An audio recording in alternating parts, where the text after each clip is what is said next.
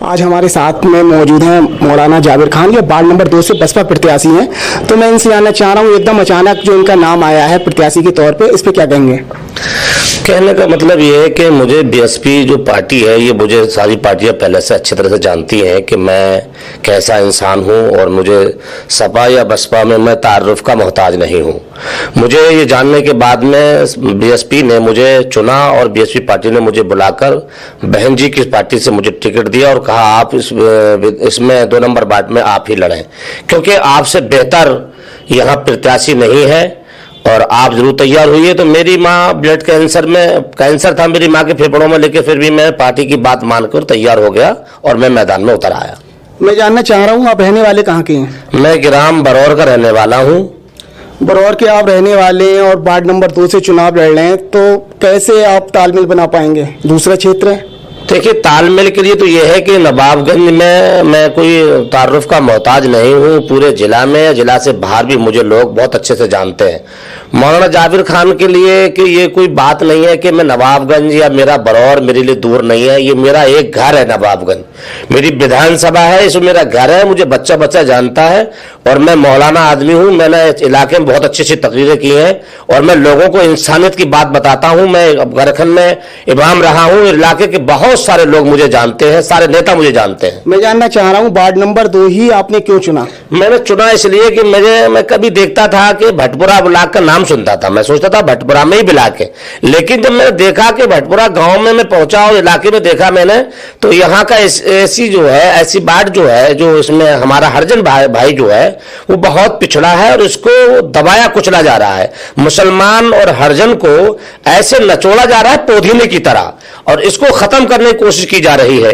यहाँ ऐसे लोग आकर चुनाव लड़ते हैं जो खाली चुनाव जीत कर चले जाते हैं और काम कुछ नहीं करते। मैंने देखा भटपुरा में जाकर, तो आज भी उस गांव में कम से कम 50 मकान कच्चे छप्पर के मकान हैं, और उन मकानों में मुझे ऐसा लगा कि इनमें सिर्फ यहाँ ऐसी के लोग रहते हैं। और इसी की एक वजह और भी है कि वहां भटपुरा के नाम से बिलाक है, लेकिन अगर वही बिलाक वो बस्ती में अगर गंगबार रहते होते तो वहीं पर बिलाक होता, केवलिया में बिलाक ना होता। मैंने जब देखा कि मुझे यहाँ जिला पंचायत अध्यक्ष उषा गंगबार रह चुकी हैं और भी जो लड़ चुके हैं, लेकिन मैंने देखा यहाँ पर कोई काम नहीं किया है, तो मुझे लगा कि यहाँ मुझे इस इलाके में आके लोगों की कायदे से मदद करनी चाहिए और यहाँ चुनाव लड़ना चाहिए। नहीं, इस वार्ड में आपको क्या क्या समस्याएं दिखी हैं? इस वार्ड में जो समस्याएं देखी कि सबसे ज्यादा ऐसी और मुसलमान को कुचला जा रहा है। यहाँ मैं अकेला प्रत्याशी मुस्लिम हूँ, आज भी मुझे निशाना बनाकर लोग देख रहे हैं, और तमाम तरफ से तीनों जो लोग लड़ने वाले लोग हैं वो मुझे निशाना बना रहे हैं,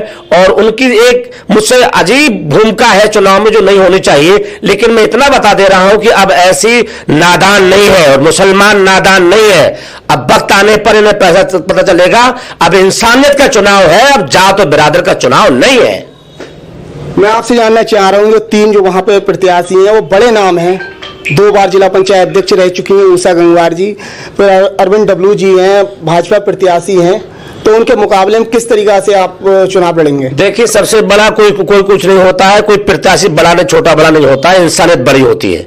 इन लोगों को सब जान चुके हैं। उषा अध्यक्ष जी रह चुकी हैं, उन्होंने क्या करा है, कितने कॉलेज बनवाए हैं, कितने शादी घर बनवाए हैं, कितने गरीबों की मदद करी है। और डब्लू जी भी यहाँ जिला पंचायत चुनाव लड़ चुके, जीत चुके हैं, उन्होंने क्या काम करा है। मैं इतना बता रहा हूं कि लोग मुझे जानते हैं, पहचानते हैं, इनके छक्के छूट जाएंगे।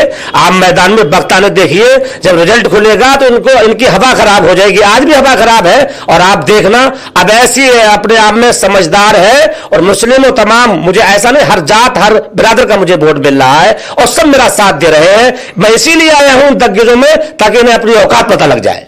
लेकिन जो और प्रत्याशी लंबे समय से तैयारी कर रहे हैं उस वार्ड में, और आप एकदम नए हैं, तो कैसे एकदम जनता आपको पसंद कर लेगी?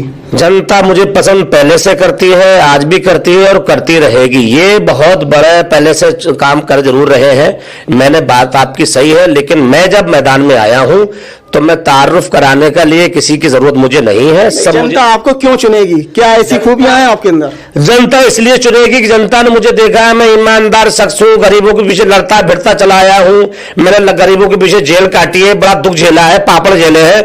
सारे लोगों से मेरा कुछ छुपा नहीं है नवाबगंज में। इसलिए जनता मुझे जानती है कि जाबिर खान अगर आएंगे तो विकास भी होगा, काम भी होगा, और गरीब कोई भी किसी जात का भी कुचला नहीं जाएगा।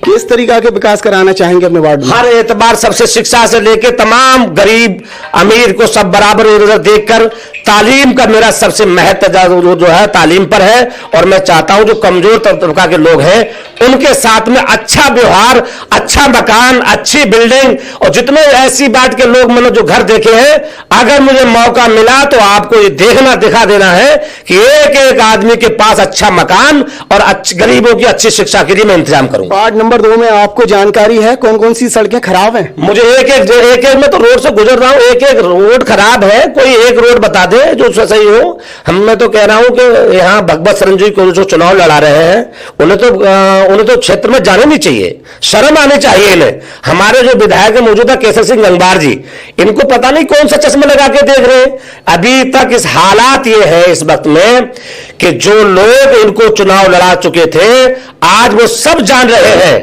कि ये क्या कर सकते हैं। 25 साल भगवत जी ने गुजारे हैं, बेड़ा गर्क कर दिया पूरी विधानसभा का। ऐसा लगता नहीं है कि ये विधानसभा नवाबगंज है। हम जब और विधानसभा में जाते हैं तो हमें शर्म और गैरत आती है, लेकिन हम ये चाहेंगे कि अगर हमें मौका मिला तो तालीम, मकान और ऐसा प्यार बांटेंगे ताकि हिंदू मुस्लिम की नफरत खत्म हो जाए, और जहां भी खड़े हो तो वहां इंसान और एक भाई भाई की भाषा एक दूसरे के समझ में आनी चाहिए। मात्र 4 दिन का समय बचा है, आपको लग रहा है इस दौरान आप जीतने की स्थिति में आ जाएंगे? आप देखते रह जाइए, जिस दिन वोट खुलेंगे आप देखिए, देखते रह जाइए। मौलाना जाबिर के अलावा कोई पीछे करने वाला नहीं है। चौको